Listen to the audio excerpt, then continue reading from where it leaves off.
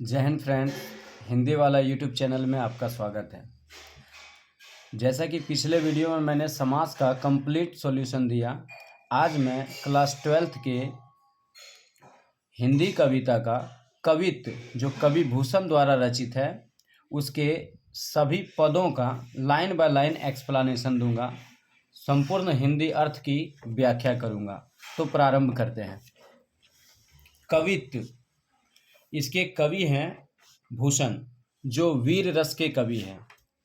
वीर रस के कवियों की विशेषता है कि वे अपनी कविता में, ये कविराज भूषण, वे अपनी कविता में योद्धाओं के युद्ध कला, उसके शौर्य, उसकी क्षमता का वर्णन करते हैं। अर्थात जितने भी वीर रस की कविताएं होती है वो तलवार की भाषा बोलती है, युद्ध की भाषा की बात करती है। तो कवि भूषण भी वीर रस के कवि हैं, यानी वीर गाथा कालीन कवि हैं। इन्होंने यह कविता छत्रपति शिरोमणि वीर शिवाजी महाराज के ऊपर, महाराज की बड़ाई में उनके शौर्य व पराक्रम को दर्शाते हुए इस कविता का वर्णन करते हैं। कहते हैं, इंद्र जिमी जंभ पर, बाड़ब ज्यो अम्ब पर। यानी कि जिस प्रकार इंद्र देवराज इंद्र, जिमी मतलब होता है जिस प्रकार देवराज इंद्र जंभ के ऊपर, जंभ यानी यमराज, यम के ऊपर भारी पड़ जाते हैं, यम के ऊपर हावी हो जाते हैं।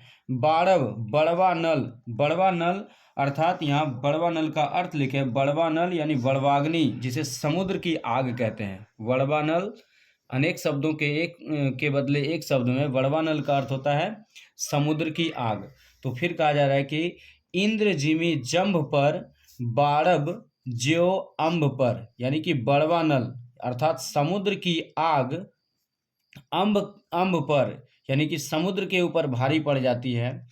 रावण सदम्भ पर रघुकुल राज है। मर्यादा पुरुषोत्तम प्रभु श्री राम रावण के दंभ पर, रावण के ताकत पर, रावण के घमंड के ऊपर, उसके शौर्य के ऊपर हावी हो जाते हैं और उसे पराजित कर देते हैं। इस लाइन को फिर से समझते हैं। जिस प्रकार देवराज इंद्र यम के ऊपर भारी पड़ जाते हैं, समुद्र की आग समुद्र के जल पर भारी पड़ जाती है।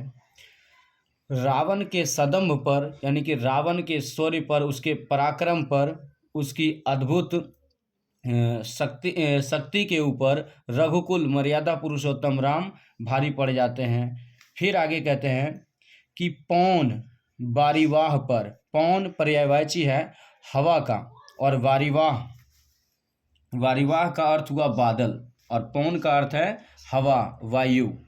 तो कहा जा रहा है यहाँ पे, कवि भूषण कहते हैं कि जिस प्रकार पौन यानी हवा वारिवाह के ऊपर यानी कि बादल के ऊपर भारी पड़ जाते हैं, और शंभु रतिनाह पर, यानी रतिनाह कह करके यहाँ कामदेव को संबोधित किया गया है, क्योंकि रति के पति, रतिनाह यानी कि स्त्री एक उनकी पत्नी है और उनके पति के ऊपर, कामदेव के ऊपर भारी पड़ जाते हैं। क्योंकि भगवान शिव जब तपस्या में लीन होते हैं तो कामदेव एक स्त्री का रूप धारण करके उनकी तपस्या को भंग करने का प्रयास करते हैं। इसी अपराध के लिए भगवान शिव उन्हें दंडित करते हैं, उन्हें अपने तीसरे नेत्र से भस्म कर देते हैं, जिसमें उनकी पत्नी, उनकी भार्या, कामदेव की भार्या रति प्रभु भगवान शिव से विनती करती है, जिसके बाद उन्हें जीवन दान दिया जाता है। तो वही यहाँ पे कहा जा रहा है, शंभु अर्थात भगवान शिव रतिनाह पर भारी पड़ जाते हैं, हावी हो जाते हैं। आगे कहते हैं कि जो सहस्र बाहु पर राम द्विजराज है। यहाँ राम द्विजराज का शब्द का प्रयोग महर्षि परशुराम जी के लिए किया गया है, क्योंकि उन्होंने क्षत्रिय घमंडी शासक, 1000 भुजा वाला सबसे घमंडी राजा, क्षत्रिय राजा सहस्रबाहु के ऊपर भारी पड़ जाते हैं। उनकी सभी भुजाओं को काटकर उस अधर्मी अत्याचारी शासक का सत्यानाश करते हैं, उन पर विजय प्राप्त करते हैं।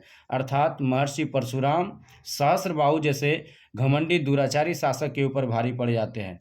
फिर कहा जा रहा है, दावा द्रुम दंड पर, दावा नल यानी जंगल की आग, जंगल के द्रुम दल मतलब पेड़ पौधों की डालियाँ, छोटी मोटी जो भी डालियाँ हैं उसकी शाखाएं, उसे द्रुम दंड कहा गया है। तो दावानल यानी जंगल की आग, द्रुमदंडफल यानी कि पेड़ पौधे के ऊपर भारी पड़ जाता है, अर्थात पेड़ पौधों को जंगल का जंगल जलाकर राख कर देता है जंगल की आग। और चीता, चीता मृग झुंड पर, अर्थात हिरण के झुंड पर, हिरणों के झुंड पर चीता भारी पड़ जाता है, यानी एक चीता अकेले कई मृग के झुंड के ऊपर भारी पड़ जाता है, यानी उन्हें भागना पड़ता है या चीता उसके अपना शिकार बना लेता है, अर्थात चीता मृग के झुंड पर भारी पड़ जाता है। दावानल जंगल की आग, जंगल के पेड़ पौधों पर, झाड़ियों के ऊपर, उसकी डालियों के ऊपर भारी पड़ जाता है। भूषण, भूषण वितुंड पर, वितुंड पर्यायवाची है, वितुंड पर्यायवाची है हाथी का, यानी कि हाथियों के झुंड पर, भूषण वितुंड पर जैसे मृगराज है। और आगे कहा जा रहा है कि मृगराज अर्थात शेर हाथियों के झुंड के ऊपर भारी पड़ जाता है। कवि भूषण कहते हैं कि वितुंड के ऊपर यानी हाथियों के झुंड के ऊपर शेर भारी पड़ जाता है, शेर हावी हो जाता है और उस पर विजय प्राप्त कर लेता है। तेज तम अंश पर, तेज यानी सूर्य का प्रकाश, सूर्य की किरणें, किरणें तम यानी अंधकार के ऊपर भारी पड़ जाता है। तम के अंश पर यानी अंधकार के अंश के ऊपर सूर्य की किरणें भारी पड़ जाता है, सूर्य का किरण भारी पड़ जाता है।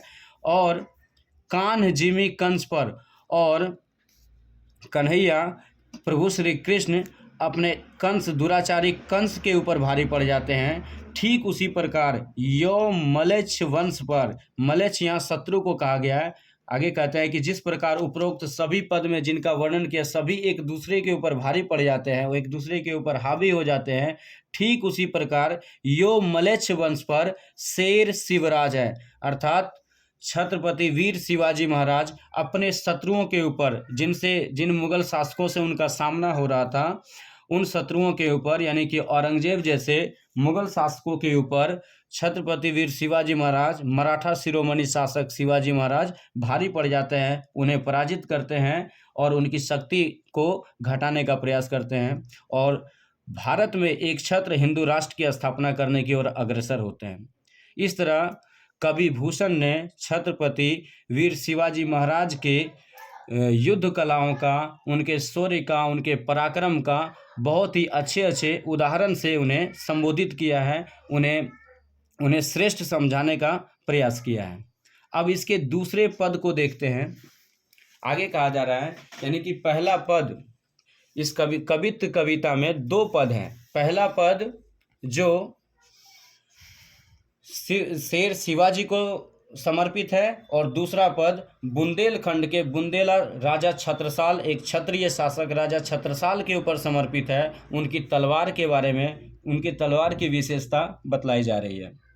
दूसरे पद में कहते हैं कि निक्सत मयान ते मयूखे प्रलय भानु कैसी, यानी कहते हैं कि जब राजा छत्रसाल की तलवार अपने मयान से निकलती है तो सूर्य के, मयूखे मतलब किरण, मयूखे पर्यायवाची है किरण का, तो सूर्य के किरण के समान प्रलय भानु, भानुदय यानी कि सूर्य का पर्यायवाची है, प्रलय भानु कैसी, यानी कि जिस प्रकार सूर्य की रोशनी, सूर्य की आभा या किरणें संपूर्ण सृष्टि पर फैल जाती है, ठीक उसी प्रकार जब राजा छत्रसाल की तलवार अपने मयान से निकलती है तो वह भी शत्रुओं के ऊपर उसी प्रकार टूट पड़ती है। आगे कहा जा रहा है फारे तम तोम से गयंदक के जाल को, यहाँ बोला जाता है तम मतलब अंधकार, तम तोम यानी कि अंधकार का अंश, यानी कि संपूर्ण अंधियारे पर जिस प्रकार सूर्य की किरणें पड़ते ही अंधकार दूर दूर तक छट जाता है, यानी कि अंधकार के ऊपर सूर्य विजय प्राप्त कर लेता है, ठीक उसी प्रकार राजा छत्रसाल की तलवार भी गयंदक, गयंदक बहुवचन रूप है हाथियों के, यानी कि हाथियों के झुंड के ऊपर, हाथियों के झुंड के ऊपर छत्रसाल की तलवार भारी पड़ जाती है। यानी कि छत्रसाल की तलवार जब यहाँ पे कहा जा रहा है गयंदक के जाल को, बहुत सारे फिल्मों में आपने देखा होगा कि जब युद्ध की स्थिति होती है तो वहाँ हाथियों के सर के ऊपर मोटे मोटे जाल लगाए जाते हैं ताकि हाथियों के सर के ऊपर कोई शत्रु वार ना कर सके, कोई घोड़ा अपना टाप ना चढ़ा सके।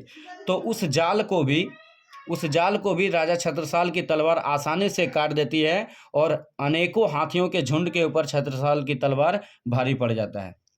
आगे कहा जा रहा है कि लागती लपकी कंठ बैरिन के नागिन सी, कहा जा रहा है कि लागती लपकी कंठ बैरिन के नागिन सी, यानी कि जिस प्रकार कोई नागिन अपने शत्रु के ऊपर या किसी भी व्यक्ति के ऊपर के शरीर पे या उसके या उसके गर्दन के ऊपर लिपट जाती है, ठीक उसी प्रकार राजा छत्रसाल की तलवार की इतनी बड़ी विशेषता है, इतना धारदार है कि वह भी अपने शत्रुओं के गले में लिपट जाती है, ठीक वैसे जैसे कोई सर्प किसी के शरीर में लिपट जाता है और क्षण भर में नरमुंडों की ढेर लगा देती है। आगे कहा जा रहा है, रुद्र ही रिझावे दे दे मुंडन की माल को। रुद्र भगवान शिव का क्रोधित रूप है, जिन्हें रुद्र कहा जाता है। तो ऐसा लगता है कि राजा छत्रसाल की तलवार रुद्र भगवान शिव को रिझाने के लिए, उनको खुश करने के लिए, उन्हें मनाने के लिए नर मुंडों की माल, शत्रुओं के मुंडों की माल को अर्पित कर रहा है, उसे चढ़ा रहा है। इस तरह से वो अपने और चढ़ा करके प्रसन्न हो रहा है। आगे कहते हैं कि लाल क्षितिपाल हे छत्रसाल महाबाहुबली, यानी कहा जा रहा है इस राजा छत्रसाल बुंदेलखंड के बुंदेला राजा छत्रसाल की बड़ाई में उनके वीरता का बखान करते हुए कवि भूषण कहते हैं कि हे महाबाहुबली राजा छत्रसाल, हे क्षितिपाल, हे पुर के पालनहार राजा छत्रसाल, आखिर कहाँ लो बखान करो तेरी करवाल को। करवाल पर्यायवाची है यहाँ तलवार का, यानी कि कहाँ तक, आखिर कहाँ तक तुम्हारे तलवार की व्याख्या करूँ, तुम्हारे तलवार की बखान करूँ, उसकी प्रशंसा करूँ। यहाँ पे शब्दों की मंदाकिनी सूख गई है, यानी कि शब्दों की गंगा सूख गई। अब शब्द नहीं बचे हैं मेरे पास कि कितना आखिर तुम्हारे तलवार की प्रशंसा करूँ। आपके तलवार की जितनी भी प्रशंसा की जाए वो कम है। फिर कहते हैं कि लाल क्षितिपाल हे छत्रसाल महाबाहुबली, कहाँ लो बखान करो तेरी करवाल को, यानी कि आपकी करवाल, आपकी तलवार की प्रशंसा मैं कहाँ तक करूँ, अब मेरे पास शब्द ही नहीं बचे हुए हैं। आगे कहते हैं कि प्रतिभट कटक कटीले केते काटी काटी। ऐसा लगता है प्रतिभट का अर्थ है शत्रु योद्धा, यानी कि वह योद्धा जो शत्रु है परंतु योद्धा, यानी कि शत्रु योद्धा, यानी कि विपक्षी योद्धा के बारे में कहा जा रहा है। और कटक यानी कि उसे काटना, उसे मारना। प्रतिभट कटक कटीले केते काटी काटी, यानी कहते हैं कवि भूषण की हे छत्रसाल, आपकी तलवार शत्रुओं के झुंड के ऊपर इतनी तेजी से पड़ती है, इतनी तेजी से वार करती है कि क्षण भर में शत्रुओं के भीड़ को तितर बितर कर देती है, उसे काट काट कर अलग कर देती है। ऐसा प्रतीत होता है मानो कालिका सी किलकी कलेऊ देती काल को। ऐसा लगता है कि माँ काली को साक्षात कलेवा देने के लिए आपकी तलवार मचल रही हो और कलेवा दे करके वह खिलखिला कर खिलकी मारकर हंस रही हो, प्रसन्न हो रही हो। तलवार भी खुश हो रही है आपकी माँ काली को कलेवा चढ़ा करके। और कलेवा क्या, तो शत्रुओं का मुंड, शत्रुओं का सर घर से इस प्रकार अलग करती है जैसे लगता है कि माँ काली को कलेवा दे करके वह समर्पित हो रही हो, तलवार बहुत ज़्यादा प्रसन्न हो रही हो।